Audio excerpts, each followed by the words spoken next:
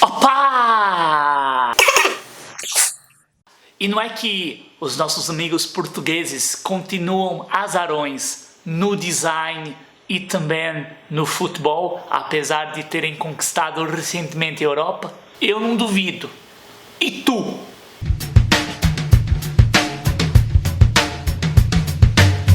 Oi, eu sou o Glauco Diógenes e esse é o Quarta-feira. Aqui eu falo sobre design, esporte, cultura pop e todo esse caldeirão maluco que rege esse nosso mundo louco pra fazer nerd chorar e hater sorrir.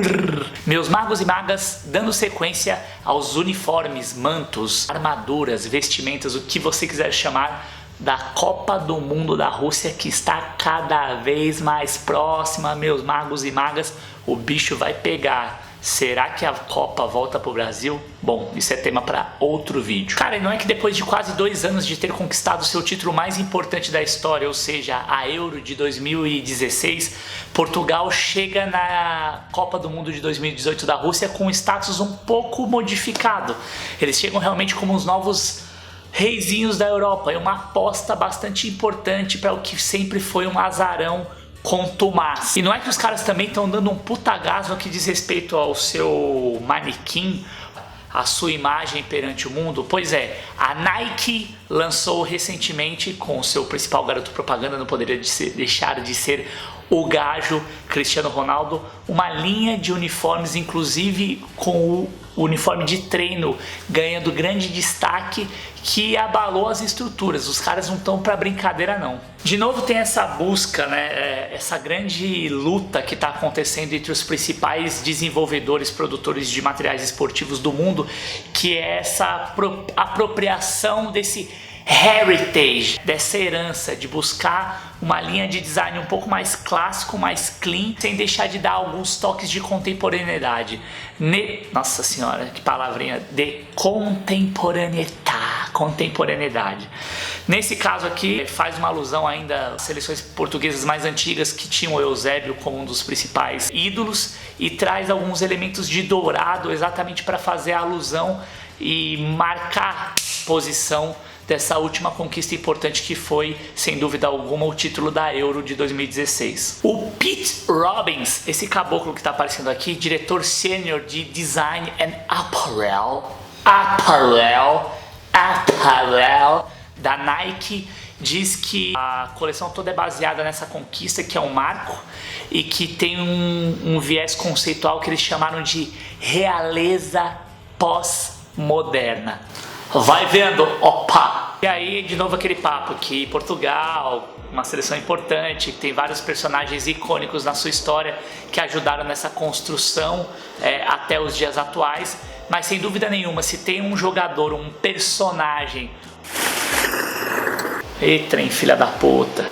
Um personagem, uma figura no futebol hoje que encarna essa figura do rei contemporâneo, a gente não tem nenhuma dúvida, por tudo que cerca sua entourage, seu entorno, esse cara é o Cristiano Ronaldo, que junto com Luiz Figo e outros cabras, caboclos, gajos, ajudaram a implementar uma mentalidade vencedora dentro da seleção portuguesa, que invariavelmente tinha alguns bons valores técnicos, mas do ponto de vista de mentality, de disputar os torneios e chegar lá e resolver a parada, sempre acabava, no final das contas, tendo algum problema importante. Então isso meio que se quebrou, e por isso que eles estão tão confiantes para chegar na Copa do Mundo. Bom, mas chega de enrolação e vamos direto ao que interessa. Conceito, ao design dessa peça aqui, ao design dessa peça, que, para começar falando mal, um ponto negativo bastante importante que tem sido alvo de reclamações dos torcedores, não só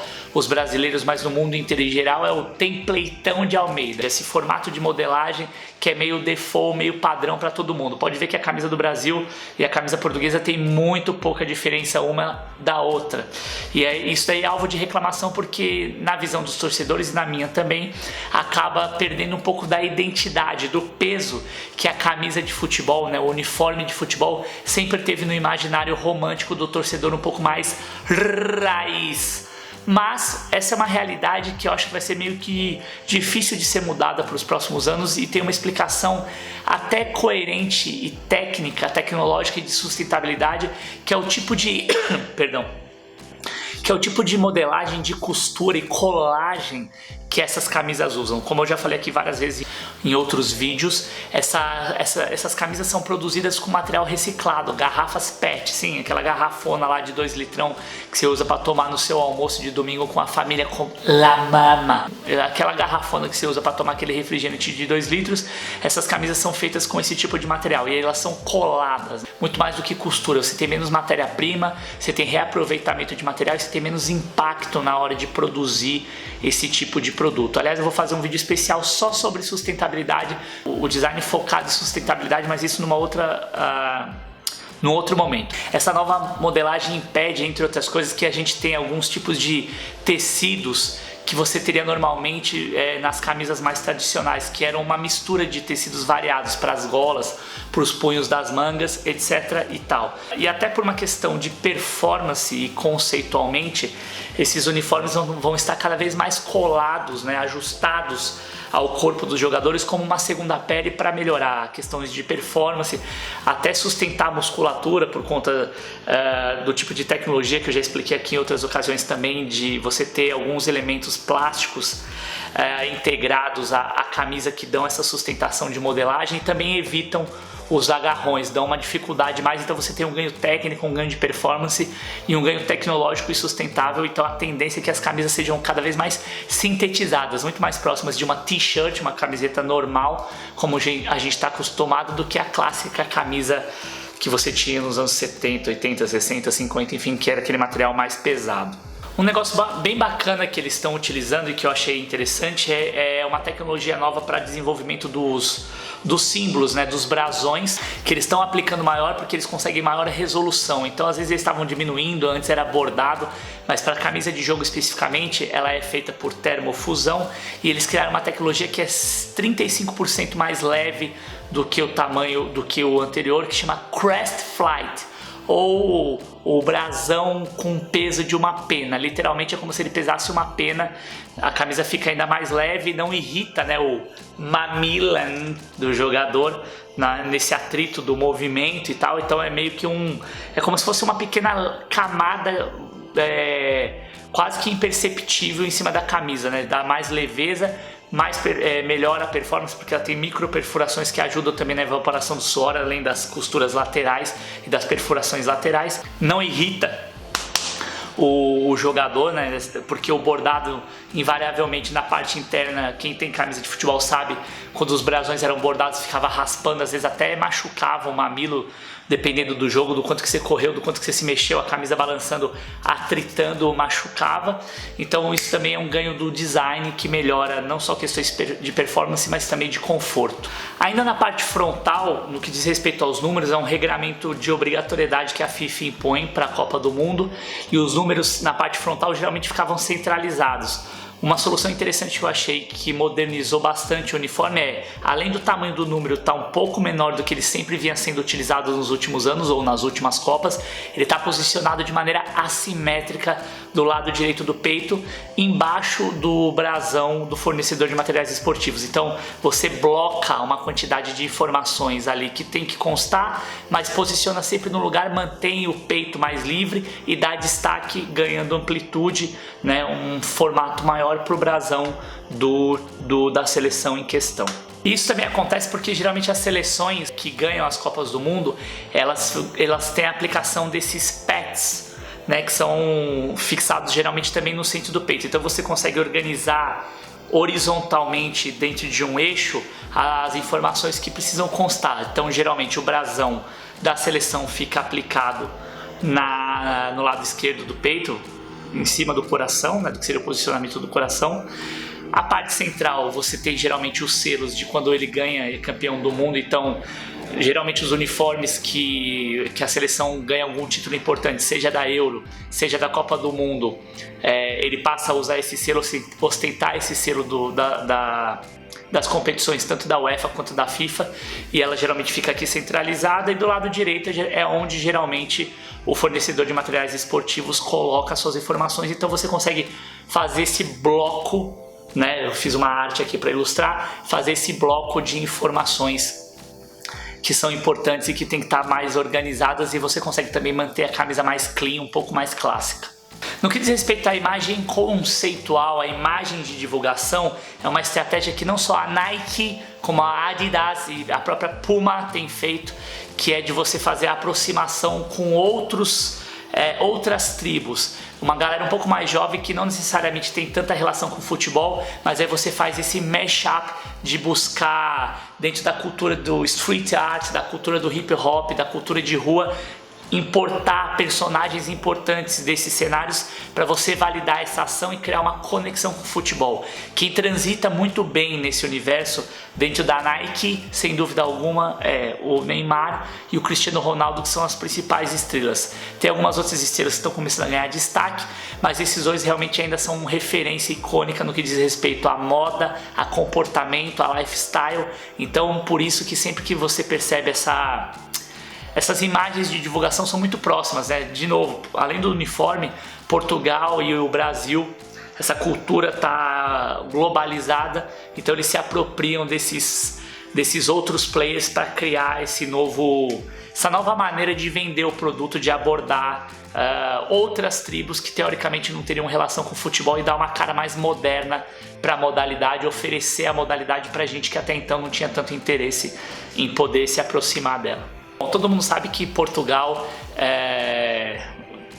descobriu o Brasil e é uma nação de desbravadores e tal, de grandes navegadores, e eles se apropriam dessa história, desse heritage de novo, para poder vender essa questão da busca por novos talentos, por novos mundos, e aí no caso trazendo para a seleção de futebol a busca por novos talentos, garimpar novos talentos, desbravar o mundo para buscar novos talentos, e isso está representado também no kit que eles usam, como aquele kit costume, que é quando o jogador chega para disputar o jogo em si, quando ele sai do ônibus e você vê nas tomadas tanto da Copa do Mundo quanto da UEFA Champions League a chegada dos jogadores como se eles fossem os gladiadores chegando na arena.